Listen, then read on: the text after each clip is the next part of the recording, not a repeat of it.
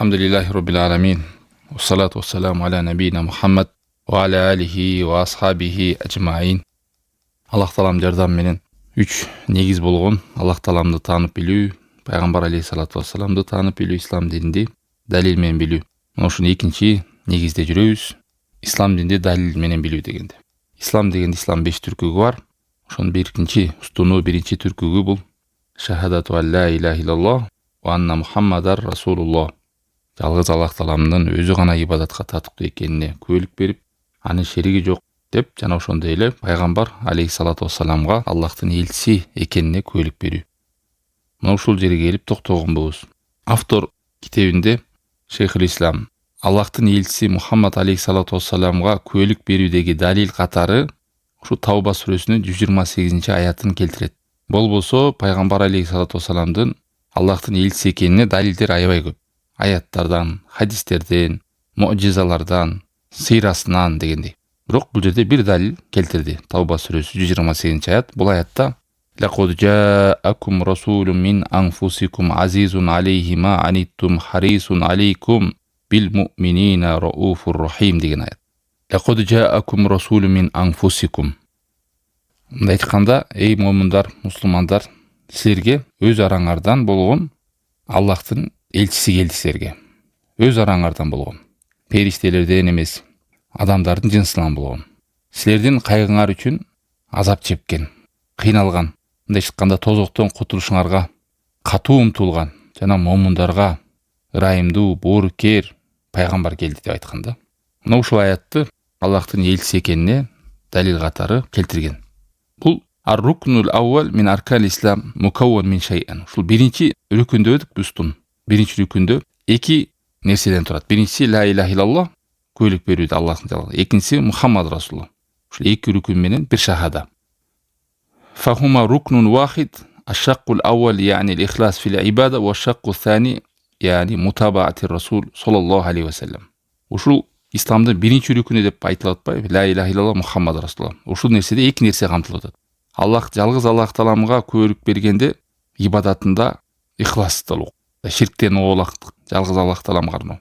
Ал эми пайгамбар алейхиссалату вассаламга күбөлүк бергенде эмне камтылып атат? Ээрчүү камтылып атат.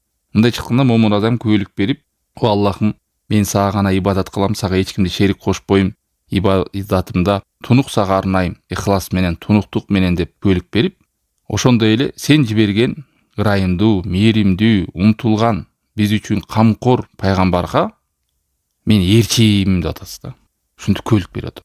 Пайгамбардын сөзүнө, анын буйругуна, анын тыюусуна, буйругун аткарам, тыйгандан тыйылам, анын сөзүнө эч кимдин сөзүн өйдө койбойм деп. Ушуну үлгү тутам деп адам күбөлүк берип атат. Ва далилу шахадати анна Мухаммадан Расулуллах лaqad ja'akum rasulun min anfusikum azizun alayhi ma anittum harisun alaykum bil mu'minina raufur rahim. Мына ушул аят далилдерден. Болбосо далил пайгамбар алейхиссалату вассалам пайгамбар экенине Курандан, сүннөттөн, муъжизаларынан, тарыхынан аябай көп.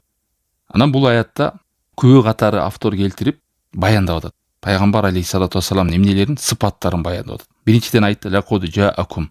Чындыгында, эй адамдар деп жалпы адамга айтып атат. Бул пайгамбар алейхиссалату вассалам жалпы адамдарга келди. Жалпы дегенде бул жерде жиндерди да камтайт туугандар. Пайгамбар алейхиссалату вассалам адамдарга гана эмес, жиндердиге да, адамдардын баардыгына келген акыркы пайгамбар. Ана арабтарга эле келген, Араб жарым аралына.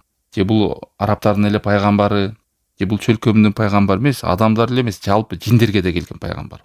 Мындан ары пайгамбар келбейт, кыяматка кайым келет болду. Аллах таалам пайгамбар алейхиссалату вассаламды расулун деди. Расул деген элчи деген ага вахий түшүп, жана шарият түшүп, ошону адамдарга жеткире турганды элчи деп айтат. Себеби Аллах таалам аны жиберди. Жаңа шарият жана вахий менен адамдарга жеткирилди. Аятта мин анфусикум деди, андай улам. Мындай чыкканда өзүңөрдөн деди. Мындай чыкканда адамдын жынсынан, периштелерден эмес, башка бир эмес, башка аламдан эмес. Бул Алла тааламдын өзүнүн сунна адаттарынан. Аннаху юрсилу илал башар русулан минхум мин ажлил баян ва мин ажли ан юхатибу маахум ва ли аннахум я'рифуна. Ошолор менен чогуу жашаган, алардын тилинде сүйлөй алган, жана ошол адамдар аны тааныган, билген, ошондой пайгамбарды жөнөттү. Эгерде периштеден жөнөтүп кое турган болгондо, анда да адамдар айтмак, бул деген башка жынстан болот, бул адам аткара берет, эгер адам болгондо башкача болмок деген сөздөр да болмок. Лианнаху лейса мин жинсихим. Алла таалам өзүнүн ырайым менен элчини адамдардын өзүнүн жынсынан болгон жөнөттү. Бал оминал араб, омин ашрафи буютул араб насабан. Жана акыркы пайгамбарды арабтардан жөнөттү. Эң ардактуу үй бүлөдөн, эң мындай чыкканда шарапаттуу уруудан жөнөттү. Ошол кезде мына Курайш ашрафу ансабул араб, арабтардын арасынан эң шарапаттуу уруу бул Курайш урусу болгон. Фахуа хияру мин хияр, хиярин. Я'рифунаху ва я'рифуна шахсаху, я'рифуна насабаху. Мындай чыкканда жер бетиндеги адам баласы туулгандан эң артык адам болгон пайгамбар алейхиссалату вассалам ошол кезде да. Анын ата тегин билген, ошо 40 жашка чейинки өмүр баянын билген, кандай жүргөн адамдар менен кандай мамиле кылган бүт арабтар, Курайш эли, Мекке эли пайгамбар алейхиссалату вассаламды пайгамбарга чейин эле өмүрү өрнөк болгон. Сыймыктанган ошо пайгамбар алейхиссалату вассалам. Мал мүлктөрүн таштаган, аманаттарын таштап келген, чынчылга үлгү катары, мисал катары Мухаммад алейхиссалату вассаламды келтирген. Пайгамбар болгонго чейин эле. Эгерде пайгамбар алейхиссалату вассаламды билбесе, тилин билбесе, кантип түшүнбөк, кантип пайгамбарга иман келтирмек ошо сахабалар. Ошон үчүн мен анфусихум деди. Андан ары шейх сөзүн улап, азизун алейхима аниттум. Азиз дегени ушул пайгамбар алейхиссалату вассаламга оор келет деген сөз. Шааккон деген оор. Силерге эмне оор келсе, пайгамбар алейхиссалату вассаламга да оор, кыйынчылыкка турат. Мындай чыкканда ушу үммөтүнө камкордугу, үммөтүнө болгон күйгөндүгү, боорукерлиги, үммөтүнө жеңилчиликти каалаган. Дайыма пайгамбар алейхиссалату вассаламга ыктыяр болгондо жеңилини тандаган. Ошон үчүн шариятын эмне дейт? Пайгамбар алейхиссалату вассалам келген шарият адамдын табиятына дал келген, жеңил. Жана аккан арыктан суу агат деп коет го бизде. Ушундай сууну арык бар болсо агыса кандай жеңил агат, ушундай дин адамдын табиятына, фитратына дал келген. Ошон үчүн бидат нерсе, диндеги жок нерсени жасоо адамга оорчулукка турат, кыйналат. Ал эми сүннөт менен жашаган адам жеңилчиликте табиятына туш келген, дал келген жеңилдик менен жашайт. Ошон үчүн пайгамбар алейхиссалату вассалам бир хадисинде Ахмадта келген. Буифту бил ханафияти самха деген.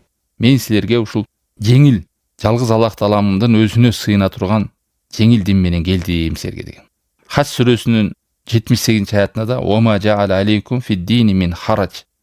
Аллах Таалам силерге бул динде эч кандай бир кыжалатчылдык, же бир тардык, же кыйынчылык жасаган жок силерге деген. Бул динди жеңил деп айтат. Ма юридуллаху лияжа'ала алейкум мин харач. Аллах Таалам силерге бул динде оорчулукту каалабайт деген. Силерди кыйнабайт бул дин менен деген. Бул Майда сүрөсү 6-аят. Фашариатуху сахла татамаша ма кудратин нас ва иститаатил мукаллифин ва тахаммулихим ма ла ятиқун. Мына Аллах Таалам ушундай жеңил динди берди, адамдардын кудуретине, мүмкүнчүлүгүнө дал келе турган. Эрезеге жеткен, балагатка жеткен адам аткара ала турган. Адамдын күчү жетпей турган нерсеге шарият эч нерсени жүктөгөн эмес. Бүт буйруктары, тыюлары адам аткара ала турган, тыйыла турган дин менен келди. Валихада кана наби саллаллаху алейхи ва саллям юхиббу лахумут тайсир. Ома хуйира байна амрайн илля ихтара айсарахума ма лам якун исман. Пайгамбар алейхиссалату вассалам дайыма жеңилчиликти каалап сүйчү. Кайсы нерседе тандоо болсо дайыма жеңилин тандаган, оңоюн тандаган. Эгер ошол нерседе күнөө болбосо. Кээ бир учурда пайгамбар алейхиссалату вассалам өзү бир амал кылууну аябай сүйүп калачы, бирок ошону таштачы. Эмнеге билесиздерби? Ошол нерсе үммөтүмө да парс болуп калбаса экен. Үммөтүмө да ошол нерсе оор болуп калбаса экен деп. Ошондой хадистери бар. Ушуну кылгызы келген, бирок ошол нерсе үммөтүнө дагы жүк болуп калбаса экен. Амалын амал кошулуп оор болуп калбаса экен деп. Өзү сүйгөн амалдарды да таштаган күндөр болгон. Кылычтыкты каалайт эле, бирок үммөтүмө оор болуп калбаса экен деп таштачы эле. Мына ошондой пайгамбар алейхиссалату вассаламдын сыпаттары. Үммөтүм оор болбосо экен деп, жеңил болсо экен деп, үммөттүн кубанычына кубанч эле, кайгысына кайгырчу эле, оорчулугуна бул нерсе оор келбесе экен деп камкор болчу эле. Оман канат хади сифату фала шакка аннаху ла яти илля бил хайр ва рахма. Мына ушундай сыпатта болгон, адамзатына күйүмдүү болгон, боорукер болгон, мээримдүү, ырайымдуу болгон пайгамбар алейхиссалату вассалам ушул аламга ушундай сыпаттармен келди. Аяттын аягында харисун алейкум дейт. Мындай чыкканда аябай умтулган пайгамбар бул силерге дейт. Эмнеңерге умтулган? Хидаятыңарга, силерди караңгычылыктан жарыктыкка чыгарууга, жалгандан чындыкка чыгарууга, оорчулуктан жеңилчиликке чыгарууда, кулчулуктан эркиндикке чыгарууда. Мындай чыкканда ширкке, ар бир ширктин торуна, буттарга, бирөөлөр күндөргө, канча деген нерсеге кул болуп калган адамдарды жалгыз Аллах Тааламдын өзүнө кул болууга эң шарапаттуу жол. Олидалика кана ятахаммалу машак фи даъватин нас талабан ли хидаятихим. Мына пайгамбар алейхиссалату вассалам адамдардын түз жолуна түшүп калыштыкта канча деген кыйынчылыктарды башынан кечирип өткөрдү. Мына ошол нерседе сабыр кылды. Бардык максаты адамдардын нур жолуна, хидаят жолуна түшүп калса экен деп.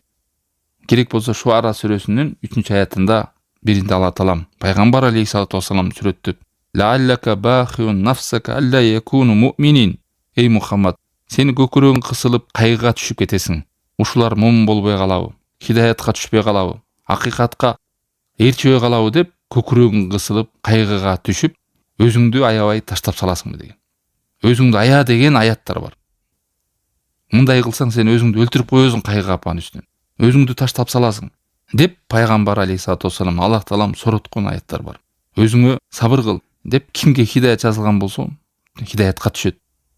Кимге адашуу жазылган болсо адашууга түшөт. Хидаят сенин колуңда эмес, менин колумда деп Алла Таалам.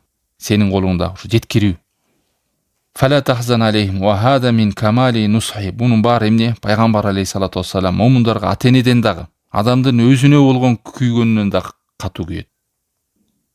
Ошон үчүн ар-рауф деп аяттын аягында, рауф деген жумшактык, мындай камкордук, мээримдүүлүк, ырайымдуулуктун баарын айтат ушул. Рауф, рахим деген. Фабима рахматин миналлахи линта лахум ва лау кунта фаддан галидал қалб ланфадду мин хавлик. Али Имран сүрө 159-аят. Эй Мухаммад, Аллахтын ырайымы менен сен аларга жумшактык, мээримин төктүң. Эгерде сен корс, орой болгонуңда, же жүрөгүң мерес болгондо, айлана чөйрөңдөн бир датамды таппай калат элең деген. Мына пайгамбар алейхиссалату вассаламдын жумшактыгын, мээримдүүлүгүн, камкордугун, момундарга болгон умтулуусун хидаятка түшүп калса экен деген. Жумшактыгын, кичипейилдигин канча деген аяттарда таңазалап Алла Таалам айткан. Кана саллаллаху алейхи вассалам мутавадиан леййинан ма'ал муъминин. Пайгамбар алейхиссалату вассалам аябай кичипей эле момундар менен, ырайым, жумшак канат төшөп момундарга, аларды тосуп алып, сүйүүсү менен, камкордугу менен, өзүнө болгон жакындыгы менен, ихсаны менен белгилүү болгон. Мына ушул аятта жыйынтыктап айтканда 5 сыпатын айтты. Бул Аллахтын элчиси, биринчи силерден экендиги, экинчиси ал пайгамбарга оор болот экендиги, үммөтүнө болгон күйгөн умтулуусунан, үммөтүнө кел оордук, пайгамбарга да оордук экен. Жана умтулат экен, умтулуучу жакшылыкка. Биздин хидаятыбызга, бактыбызга, жакшылыкка түшүп калышыбызга умтулуучу пайгамбар экен. Төртүнчүсү момундарга ырайымдуу, мээримдүү деп, камкор деп 5-инчиси эскерди. Мына ушул Мухаммад алейхиссалату вассаламдын пайгамбарыбыздын сыпаттары. Ооба, пайгамбар алейхиссалам корс болгон жерлери бар, катуу болгон жерлери бар. Ал кимдерге? Ал Аллахтын дини менен ойноп, экижүздүүлүк кылып, мунафыктык кылган, Аллахтын карына түшкөн, атайлап кылган адамдарга, капырларга Аллах Таалам катуу болгондой. Я айюхан наби, жахидил куффар вал мунафиқин вагдлуд алейхим деп. Эй пайгамбар, капырларга, экижүздүүлөргө сен катуу болгон, күрөшкүн алар менен деп. Алардын бара турган жери тозок деген. Уаби сәлмасир, ал кандай жаман жер деп. Ал эми момундарга, мусулмандарга, хидаятка умтулгандарга пайгамбар алейхиссалату вассалам мына ошондой жумшак болгон. Дагы бир аятта, Фатх сүрө 29-аятта Мухаммаду Расулуллах, Мухаммад Аллах Тааланын элчиси, валладина мааху ашиддау алал куффар рухамау бейнахум деген. Ал эми пайгамбар алейхиссалату вассаламга иман келтиргендер капырларга катуу турушуп, жана ичара бири-биринде ырайымдуу болушкан деп. Ушул аятты келтирип түшүндүрмөнү берип, андан ары автор Омана эми шахада Мухаммад Расулунун күбөлүк келтирүү келименин пайгамбарга Аллахтын элчиси экенине күбөлүк келтирүүнүн маанисине токтолот. Мааниси тоатуху фи мамар. Пайгамбар буйруган нерсеге баш ийүү, ва тасдиқуху фи махбар. Пайгамбар кабар берген нерсеге ишенүү, ва штинабу ма анху наха ва зажар. Пайгамбар алейхиссалату вассалам тыйган нерседе тыйылуу, олак болуу ошол нерседен. Ва алла ю'бада Аллах илля бима шара. Жана Аллах Тааламга сыйынуучу жол пайгамбар алейхиссалату вассалам чийип берген, көрсөтүп берген, шарият кылып берген нерсе менен гана ибадат кылуу. Мына ушуну эмне дейт автору? Мухаммад Расулулла келменин, күбөлүк келтирген келменин мааниси. Тилекке каршы туугандар, айрым адамдар ушул күбөлүк келтиргенин маанисин билбейт. Ла илаха иллаллах Мухаммад Расулулла дейт. Бирок ушул Аллахтын элчиси деп күбөлүк келтирген келменин талаптары бар да, анын максаттары бар, талаптары бар, ошол шарттары бар. Ошондо келме Аллахтын элчиси деп күбөлүк берген келменин мааниси туура болот, талабы туура болот. Келмени айтып коюп, бирок бул мааниге каршы келсе, келме күбөлүк келмеси бузулат. Шахадату анна Мухаммад Расулулла лаха ма'на ва муqtada лейсат лафдан юқолу фақат. Мунун мааниси жөн эле ооз менен айтып коюп, ошо менен мааниси жоктой, бир талабы жоктой, шарты жоктой же рүкүнү жоктой бир сөз эмес бул. Бул адам тили менен айтат, жүрөгү менен кабыл кылат. Жүрөгү менен кабыл кылат, ишенип, мына ушундай экен Аллахтын элчиси деп. Ал эми жөн эле тили менен айтып коюп, жүрөгү менен кайтара турган болсо, анда ал кимдерге окшош болот? Мунафыктарга. Мунафыктар ушундай болгон. Пайгамбар алейхиссалату вассалам жанына келип, шыйпаңдашып, сен элчисиң, мындайсың, тигиндейсиң деп мактап кеткен, бирок жүрөктөрүндө ишенүү болгон эмес, ынануу болгон эмес.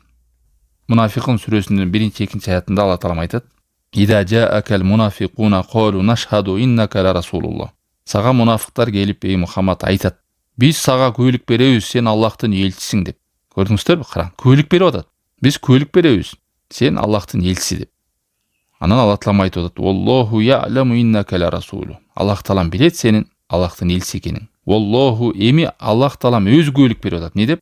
Wallahu yashhadu innal munafiqina lakazibun. Чындыгында Аллага күбөлүк берип аткан мунафыктар алар жалганчылар деген. Ал күбөлүгү менен иттахаду айманахум жунна. Алар күбөлүк келтиргенин ушу иманын калкан катары колдонгон адамдар. Ушул дүйнөдө бир кызыкчылыкка жетүүдө өздөрүн мусулман көргөзүп, келмени шахадан айтып, калкан катары бир жакшылыкка жетүүдө жамандыктан оолак болууда колдонгон адамдар. Ошол нерсе менен жашынган адамдар. Алла сактасын. Булар не тили менен айтып атат да, ла илаха иллаллах Мухаммад Расулулла деп. Эми бүгүнкү күндө да кайсы бир адам келмени келтирип, күбөлүк келмесин келтирип пайгамбар алейхиссалату вассалам анан буйругун аткарбайса, кабарларына ишенбесе, ким көрүп келиптир деп, анын тыйганынан тыйылбаса, шариятын Аллах Тааламга болгон сыйынуусун, ибадатын, жакындоосун пайгамбар көргөзүп берген жол менен болбосо, же ушулар кынанбаса, тилинде эле айткан болсо күбөлүктү, кандай болот ал? Фадалла ала анна нутқа билисан ла якфи. Тили менен эле ла илаха иллаллах Мухаммад Расул айтып коюу жетпейт туугандар. Мен Аллахка жакындай турган жолдорум, Аллахка баруучу жолдорум, Аллахтын буйругун аткара турганым, тыйгандардан тыйыла турган жолдордун баары жабык экен, тек гана ушул Мухаммад алейхиссалату вассаламдын жолу менен гана барат экем деген адамдын жүрөгүндө ынануу болуш керек. Ошон үчүн алымдар айткан, Аллахка баруучу жолдун баары жабык деген. Тек гана ушул Мухаммад алейхиссалату вассалам жолу менен гана барабыз деген. Эгер андай болсо, ар кимибиздин өзүбүздүн акылыбызга туура келген жол менен Аллахка жакындап ибадат кыла бере турган болсок, анда пайгамбардын не кереги бар? Куран бар, даяр турат деп. Мына ушул Куранды түшүндүрүп беришке, Аллах Тааламга кандай жол менен сыйыныш керек, ошонун баарын көргөзгөнгө Аллах Таалам жөнөттү пайгамбар алейхиссалату вассалам. Ва казалика иътиқадул қалб ма'a адам нутq билисан лиман яқдир ала нутq айдан ла. Ошондой эле адам жүрөгүндө ишенип, бирок тилинде айтууга мүмкүнчүлүгү бар болуп туруп айтпаса, бул дагы келмеси, күбөлүк келмеси ишке ашпайт. Адамдардан уялып, ушу мусулман экен деп айтпасын, же мындай деп айтпасын. Мен келмени келтирбейм, ичимде эле ишенем десе. Иманым жүрөгүндө. Сен иман келтиресиңби?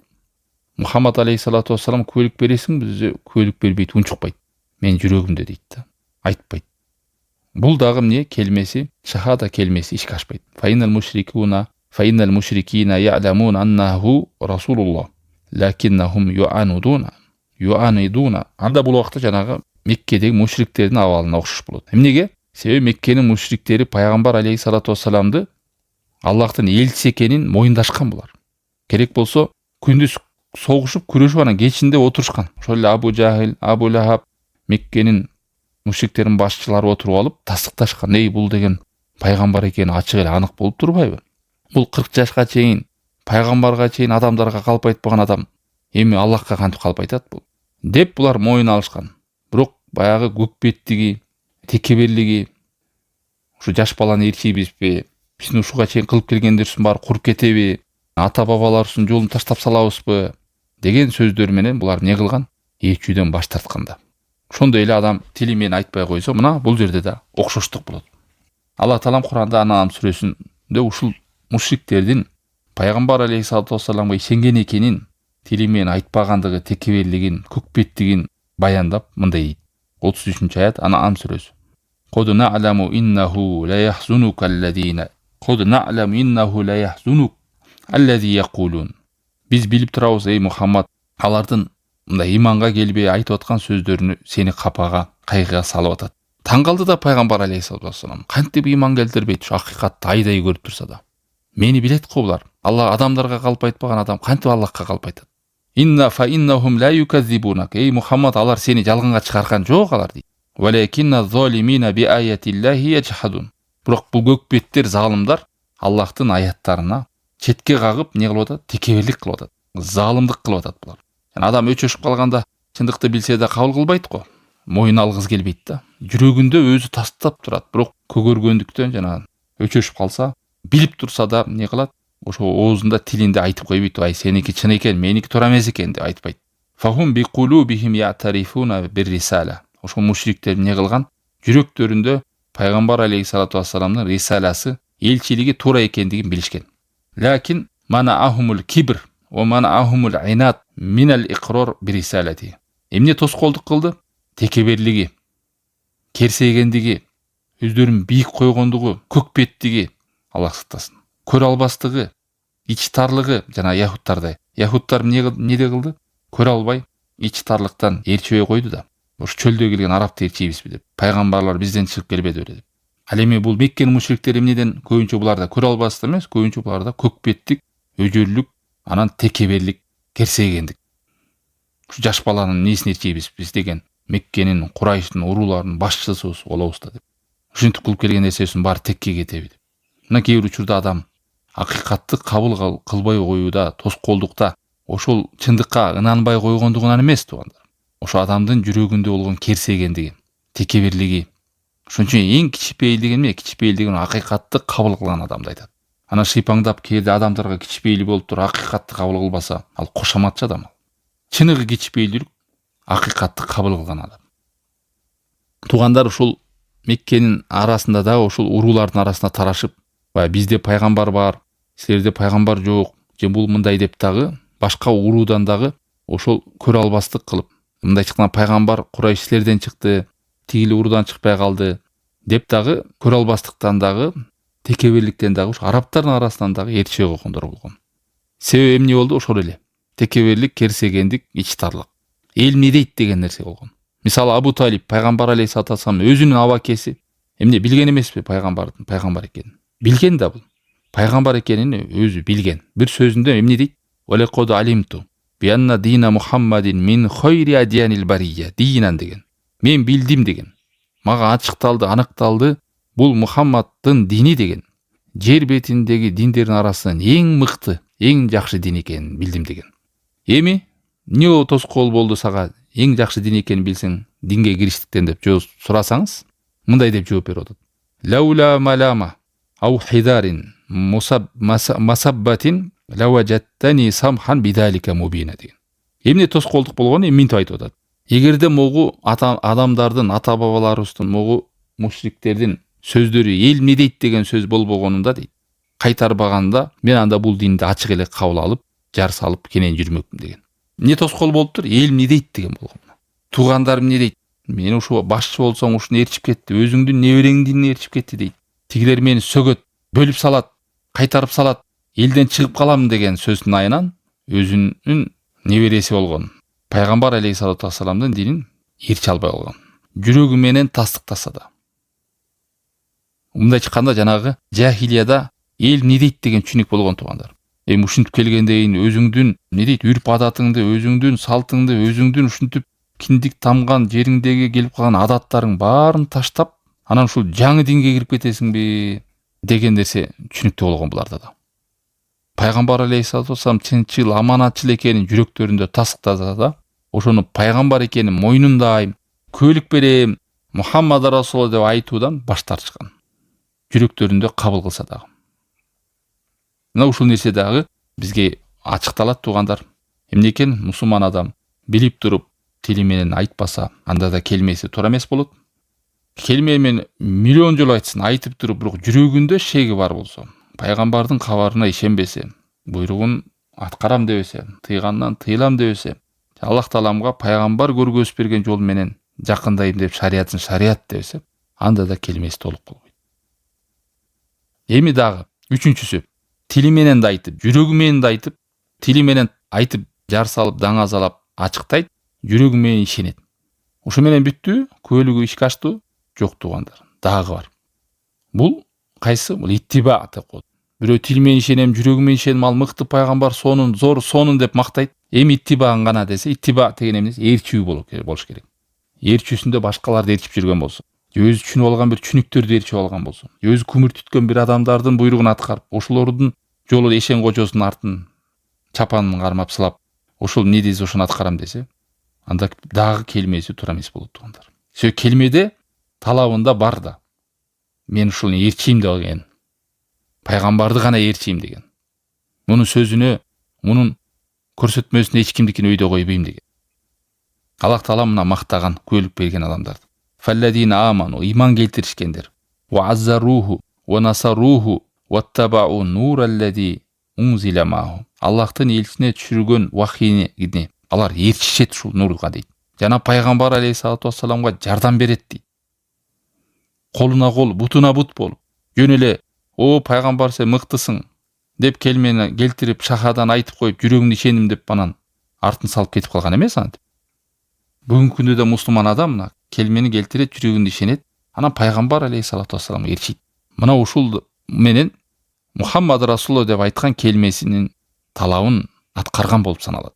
Буйругун аткарып, кабарына ишенип, тыйгандан тыйылып, жана Аллах Тааламга сыйынуусунда, жакындоосунда, ибадатында өзү түшүнгөн түшүнүк менен эмес, же өзүнүн чөйрөсүндө адат болуп калган адат менен эмес, же өзүнүн чөйрөсүндө ырым-жырым болуп калган ырым-жырым менен эмес, Аллах Тааламга жакындоосу кимдин жолу менен экен? Пайгамбар алейхиссалату вассаламдын көрүп берген жол, көргөзүп берген жолу менен. Фала будда мин ал-и'тираф би рисалати зохиран ва батинан ва i'tiqadan. Мына ошондуктан ушул келмени шахаданы келтиргенде сөзүн аягыстат. Моюн алуу менен ичинде да, сыртында да, ишениминде да пайгамбар алейхиссалату вассаламга шахада келтиргенде көйлүк келмес. Мына ушуларды ишке ашырат туугандар, ар бир мусулман адам. Мына ошондо шахадасы туура болуп, жана кабырдан пайгамбарың ким дегенде Аллах Таала ал адамга илхам берет. Мухаммад алейхиссалату вассалам деп. Эмнеге? Себеби ал адам бул дүйнөдө ошол пайгамбарды тутуп, бийик тутуп, ошону ээрчиген. Жүрөгүндө да, амалында да, тилинде да ошол менен жашаган. Ошо тулку боюна сиңген пайгамбарды гана ээрчип жашайм деген. Мына ушунун бардыгын биз азыр айткан сөздөрдү жыйынтыктап айтканда тууганда ушу 4 нерсеге камтылат. Буйругун аткарууда, жана кабарына ишенүүдө, жана пайгамбар алейхиссалату вассалам тыйган нерселерден тыйылууда, жана 4-үнчүсү пайгамбар алейхиссалату вассалам көргөзүп берген шарият менен Аллах Тааламга жакындоодо, Аллахка ибадат кылууда. Мына ушул 4 нерсе камтылган болсо, ушуну адам практикалган болсо, альхамдулилля, эмне болот? Келтирген көйлүгү Мухаммад алейхиссалату вассаламга Аллахтын элчиси деп туура болот. Канча деген адамдар бар тилекке каршы Аллахтын элчиси деп көйлүк келтирип, көйлүгүнө каршы кадамдар жасашат. Алла сактасын. Мунун баары же караңгылыктан, келменин маанисин билбегендиктен, талабын билбегендиктен, шарттарын билбегендиктен. Айттык го, билбеген нерсесине адам душман. Анан мен Мухаммад Расулullah деп оозунда айтып жүрө берет дагы, келменин бузуп салачу кадамдары менен жашап өтүп кетип калышы мүмкүн, Кудай сактасын. Же сөзүн менен бузат, же амалы менен бузат, же жүрөгү менен бузат туугандар. Амалы менен кантип бузат? Амалы менен бидат кылып бузат. Как будто пайгамбар алейхиссалату вассалам динди толук жеткизе элек, мына ушуну кошуп койгондо сонун болмогай деп адам бир молдону ээрчип же да бирок ээрчип динге жаңылык киргизип, пайгамбардан да акылдуу болуп жасайт. Жүрөгүндө кантип бузат? Жүрөгүндө пайгамбарга болгон шеги бар, көйлүгүндө шеги бар. Же айрым кабарларына ишенбейт, акылына салып көрөт, акылына ынаса ишенет, акылына дал келип ишенбейт. Четке кагат пайгамбар алейхиссалату вассалам хадистерин. Тыйгандан тыйылбайт кээде амалында. Кандай? Эми жашоо деген кыйын кетти, му менен кантип жашайбыз? Пайгамбар тыйса, тыйыптыр да деп аны тыйылгысы келбейт, буйругун аткаргысы келбейт. Мына ошентип жылжып азастан эмне өмүр өткөнчө Аллахка элчисине келтирген күбөлүк келмесинде эч нерсе калбай калат адамда. Анан кантип кабырда жооп берет? Ошол нерсе менен жашабаса. Кантип Алла Таалам ал адамдын тилине, жүрөгүнө илхам берет? Адам эмне менен жашап бүткөн болсо, өмүрүнүн аягында да, жаны чыгарда да, о дүйнөгө узаган кезде да мына ошол нерседе өлөт. Ошол нерсе жүрөгүндө калат, тилинде калат, денесине сиңип калат. Анан эч убакта бир нерсе менен жашабай жүрүп туруп эле жаны чыгарда, кабырга ал нерсе оозуна да келбейт. Алла Таалам илхам да салбайт. Ошон үчүн мусулман адам чынчыл болуш керек. Аллах Таалам баарыбызга ийгилик тавфик берсин. Пайгамбар алейхиссалату вассаламга буйругун аткарып, тыйгандан тыйылып, кабарларына ишенип, жана Аллах Тааламга ибадат кылууда пайгамбар алейхиссалату вассалам көргөзүп берген жол менен сыйынууга, ибадат кылууга насип кылсын. Өзү хадисинде айткандай, эч бир жакшылыкты калтырбадым, жеткирбеген, эч бир жамандыкты калтырбадым, эскертпегем деп. Пайгамбар алейхиссалату вассалам бүт жакшылыкты жеткиргенине күбөлүк беребиз.